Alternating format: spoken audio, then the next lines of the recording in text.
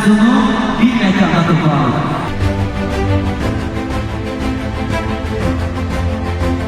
Yolunuz biliklə işıqlansın, vətən sevgisiyle ucalsın və hər dəfə mən UNEK məzunuyam deyəndə bunu fəxrlə deyil. Gününüz mübarək, əziz məzunlar.